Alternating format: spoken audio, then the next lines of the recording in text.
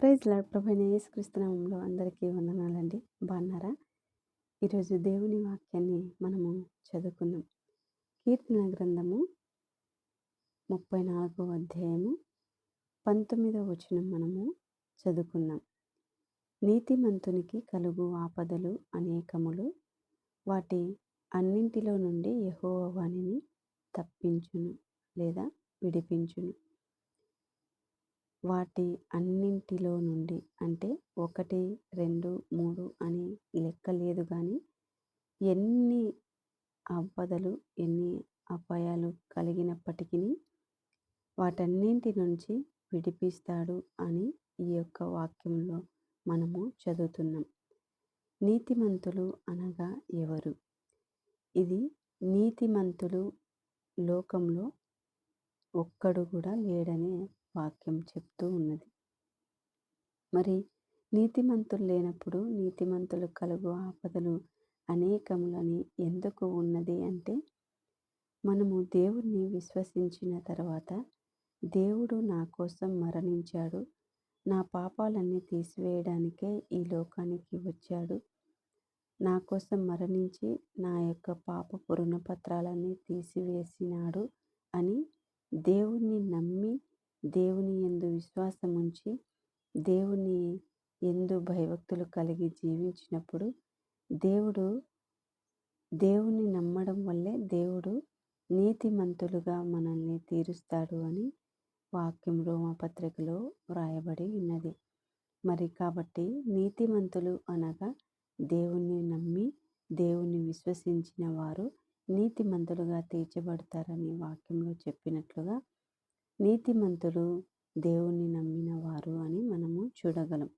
మరి నీతిమంతునికి కలుగు ఆపదలు అనేకములు, వాటి అన్నింటిలో నుండి యెహోవా వానిని విడిపించును అని వాక్యము చెప్తూ ఉన్నది.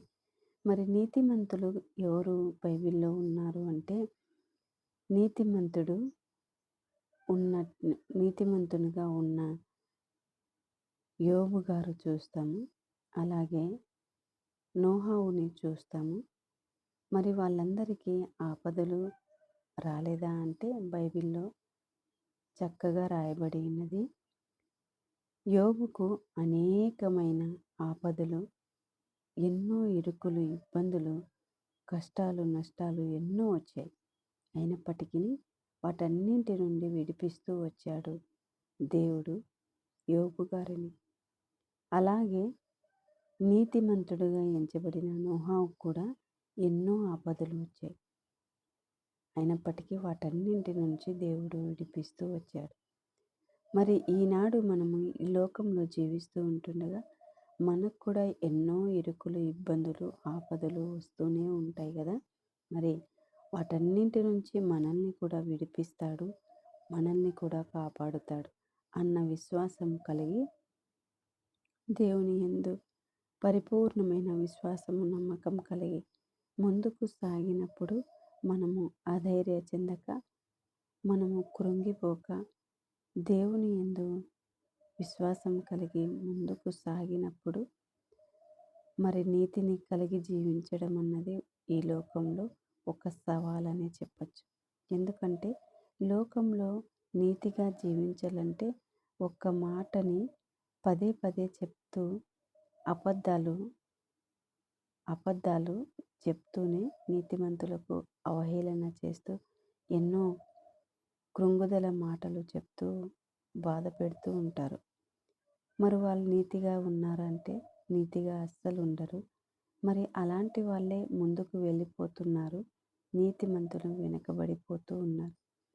మరి అలాంటప్పుడు మనం నీతి కలిగి జీవించాలా అని అనుకుంటే మరి నీతి కలిగి జీవించాలని మనము చెప్పచ్చు. ఎందుకంటే దేవుని వాక్యము యథార్థమైనది, దేవుడు అబద్ధం ఆడేవాడు కాదు. కాబట్టి నీతిని కలిగి మనము జీవించినప్పుడు ఖచ్చితంగా దేవుడు నీతిమంతులను, ఇక్కడ చూస్తున్నాం చూడు, నీతిమంతులు మొరపెట్టగా యెహోవా ఆలకించును, వారి శ్రమలన్నింటిలో నుండి వారిని విడిపించును. మనకెన్ని శ్రమలు, ఎన్ని ఇబ్బందులు వచ్చినప్పటికీ దేవుని సన్నిధిలో యథార్థ హృదయంతో వెళ్ళి ప్రార్థన చేసి దేవుని మొరపెట్టినప్పుడు దేవుడు ఆ మొరను ఆలకించి మనకు కలిగే శ్రమ నుంచి విడిపిస్తాను అని దేవుడు వాగ్దానం చేస్తూ ఉన్నాడు. కాబట్టి దేవుని ప్రార్థిద్దాం, దేవుని అడుగుదాం, మనం నీతి కలిగి ఈ లోకంలో జీవిద్దాం. అలాగున ఉండడానికి దేవుడు మనందరికీ సహాయం చేయునుగాక. ఆమేన్.